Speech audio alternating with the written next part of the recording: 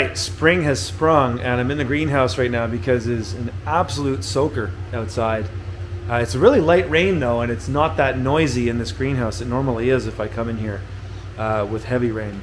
But today we're going to be talking about buildings and infrastructure, which is one of our scales of permanence. In the last number of videos, we have been talking about this framework that I use to evaluate properties, which I have put together in a course called Finding the Perfect Homestead Property. You've seen a lot of pitching for that in these videos. I'm not going to pitch the course at all. All I'm going to say is that there's a waiting list for the course. If you haven't signed up for that yet, head over to homestead.freedomfarmers.com, and the link will also be in the show notes. Head over there. Just sign up for your email address and we'll send you more information fairly shortly. And we're coming up to the release date of this course. But today I want to talk about buildings and infrastructure.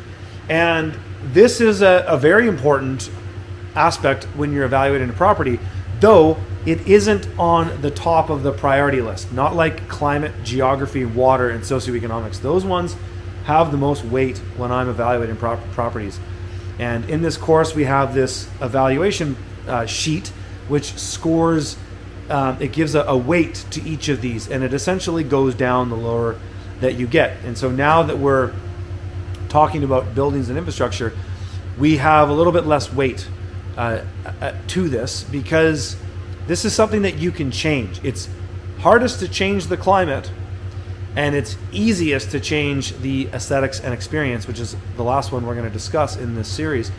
But for buildings and infrastructure, I wanted to share a quick little story about when we were looking for land, and how people who are often looking for land are just looking for raw land. And I was too.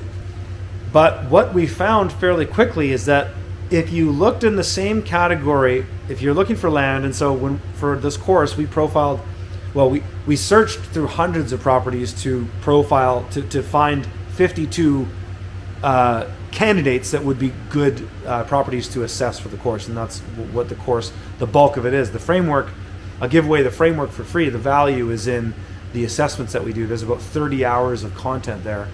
And when we were looking for property, my wife and I were first just looking for land because we wanted to build our own house. We wanted to do everything. But she had an idea one day, and I got to give credit to her. She had an idea that she said, well, why don't we just look, because we were having a hard time. It's very difficult to find good properties in British Columbia, especially right now. And now it's even worse than it was during the lockdown mania when a lot of people were buying. But she said, well, why don't we just look for places with houses? And so I said, yeah, why not? Because if there's a house on it, well, then that's something you can move into right away and live there while you build something else. And that's essentially what we did. But we found that we had easily twice as many listings to look at when we started including houses. And that was very beneficial to us, because if we would have never looked for places with houses, we would have never ended up here. But we did end up here. And we're glad that we did, because we really love this place and we're very happy with this property. But I will tell you that if I had to give somebody advice on one thing to consider, an important thing to consider when looking, is that I wouldn't look for raw land. Now, in the course, we look at raw land and places with houses. We're mostly interested in the land, but we didn't want to limit our availability, and so we looked more broad, and that's what I would encourage you to do as well. But really, really consider building at this time. So I've been building, and I won't tell you how much I've spent, but it's been a lot. And we're going to get to the finish line. But, we had to shut down last year because it was just, I had some labor shortages, but ultimately I ran out of money last year. And so we had to halt things. And if you want to get onto a piece of land and just get in there, turnkey, start your homestead, I would highly advise you to buy properties that have a home on them. And some infrastructure. We'll talk about what kind of infrastructure you can look for and what are things to consider. But that's what I would say. Don't try, unless you've got lots of money, don't try to do a build right now. It's just, the market's crazy. The labor market, nobody wants to work. It's really hard. It's really hard. And it's been a challenge for me. I think we finally figured out, I got a really good crew this year. I'm really excited about it. But, last year was very challenging. And I'm actually glad we took a break from the build last year, because it was just, I wanted to focus on the land and get the things done on my land, get my gardens built, my greenhouses up, and we did all that. I still have a lot of more work to do on it, but we really got ahead last year as a result. But building is very challenging. If you're a contractor or if you're a builder, well then, context is everything. But if you're not, I would really be hesitant to start a homestead where you have to build everything. I would look for infrastructure. So what kind of infrastructure am I talking about? Well, first of all, we're talking about house, right? A place to live. When we profiled properties, we didn't pick properties based on the niceness of the house. Sure, we wanted a house that wasn't a tear down, but we weren't that picky, because we mostly wanted to show a turnkey homestead that you could get into and show examples of that. So I would say a similar thing, but again, your context is really important. Do you want to have a really nice house to move into? I mean, that's one of your negotiables or non-negotiables. That's for you and the people you're buying with to decide. But when it comes to other infrastructure, things like utilities, is there water infrastructure, irrigation infrastructure? Are there fences on the property? Are there other types of buildings, barns, tool sheds, pump house,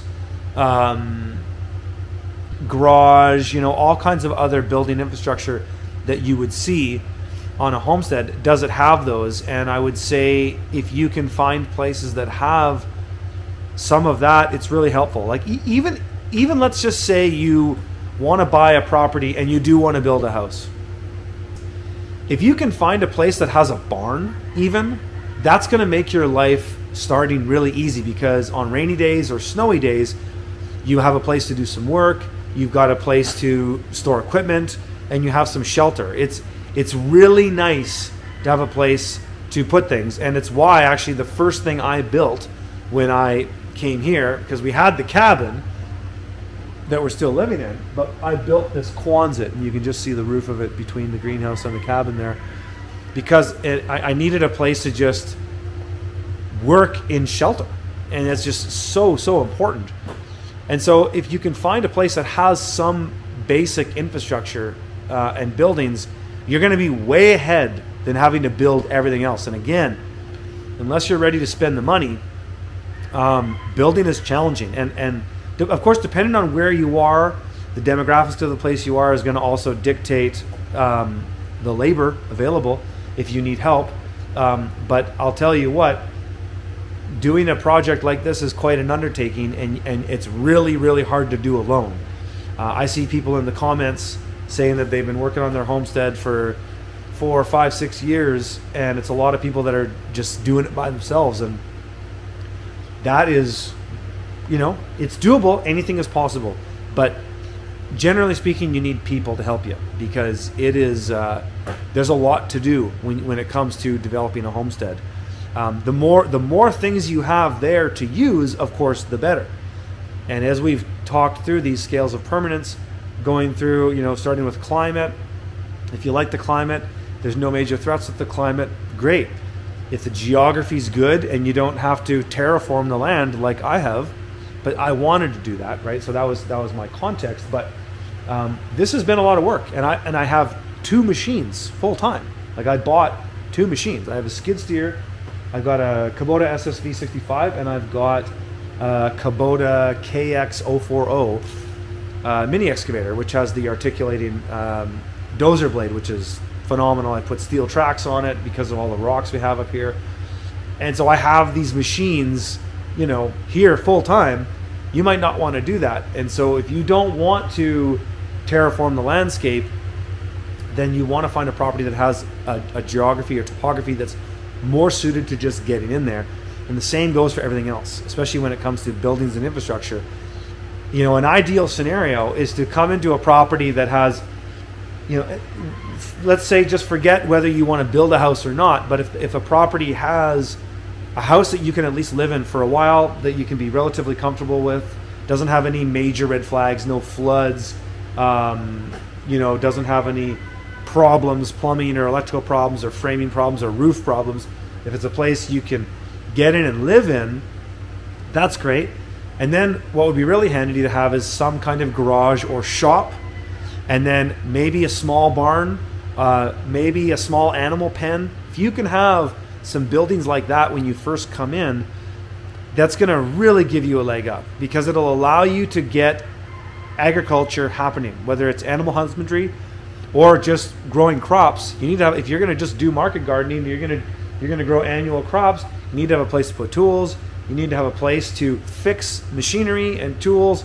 You know, when you're on a farm or a homestead, you become a jack of all trades fairly quickly, because you have to always fix things. And if you're living somewhat remote, you can't just call somebody up to fix something. And so that's the nature of farming and homestead in a way, is you become a jack of all trades to some degree. But the more infrastructure you can have there, the better, even if you think you're going to fix some of it. Now, of course, you don't want to look at teardowns, you know, properties that have really old barns that are dilapidated, the roof's sagging in, and they're essentially a barn burner. That's actually a liability to you, because now you have to deal with that. So you don't want that. But if you can get into a situation where there's some usable infrastructure, might not be the best in the world, might not look the best, but it will serve a function to get you there, get you set up quickly. That's really important. So that's one of our scales of permanence that's a really important thing to look at.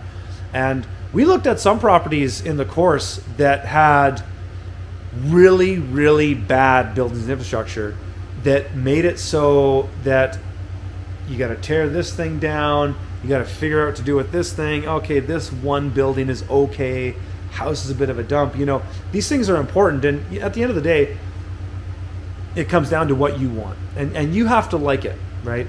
But you really want to think about that. And I would strongly advise most people to come into a situation where you have some buildings and infrastructure already there, opposed to raw land. Because if you buy raw land, just straight up raw land, often there's no well there. Sometimes, you know, we looked at some properties that were raw land that had a well capped and everything ready to go. They had a well report. Great, that's good. But if there's no power there, well, how are you going to pump that water? Well, then you got to set up power. So either you're going to bring in utilities from the grid, or you're going to go off grid. But those are big considerations. And I mean, for me here, it was cheaper for us to be off grid than to be on grid, just because our property is so steep. To bring power poles up here would have cost just as much as going off grid. So of course I went off grid. I want to be off grid.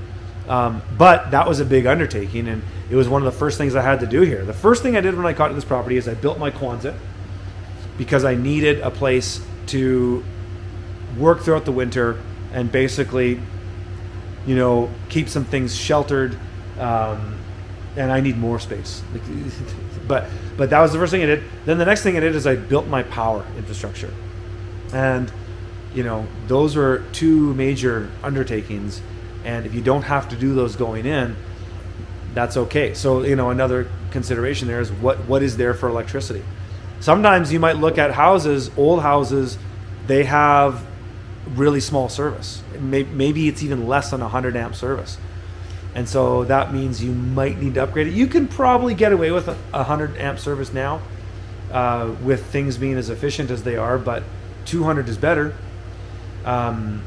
You know, that can be a big expense. So when you're thinking about buildings and infrastructure, you got to think about everything. It's not just houses and buildings. It's what is the infrastructure, the power infrastructure, the infrastructure to move around water, any of that stuff, fences, gates, all that stuff is infrastructure that's important and has value. And when you're looking at a property, you really want to assess everything that's there and take account for it. What's the condition of the fences? What's the condition of the house? What's the condition of the other buildings? You know, one thing that's really easy to see with buildings is when I look at a building, the first thing I look at is the roof. Because, you know, when we looked at properties for the course, it was a lot of just older buildings. because we set a price of $350,000 or less US, and we looked at and there was only a couple exceptions to that in places in Canada where it was just we wanted to show something in that geography, and it's really all we could get. But by and large, we stayed in that price point. But the first thing I look at when I look at a house is I look at the roof, and then I look if I can see the foundation. And often you can see those from the photos. And then when I scroll through the photos, I look in the basement. Is there any flooding? Basic stuff like that. And you know, the better the realtor, the better the photos are going to be. But I really look at those things, and then I look at, okay, what's the condition of the fences? Is there a power system? Do they have photos of the breaker? What does that look like? Are there photos of some of the house infrastructure inside, of the water tanks, the plumbing, things like this? And these are things that you're mostly going to get the details of when you visit the property. You can only get so much from the photos. But these are the things to consider. What's the condition of all the things, and what's there that you can use right away? Because if you want to get out of the city and you want to get on the land quickly, the more stuff that's there to start, the faster you'll get in there and get things happening. So if you guys found the video helpful, smash the like. Remember to sign up for the waiting list at homestead.freedomfarmers.com. We'll see you guys in the next one.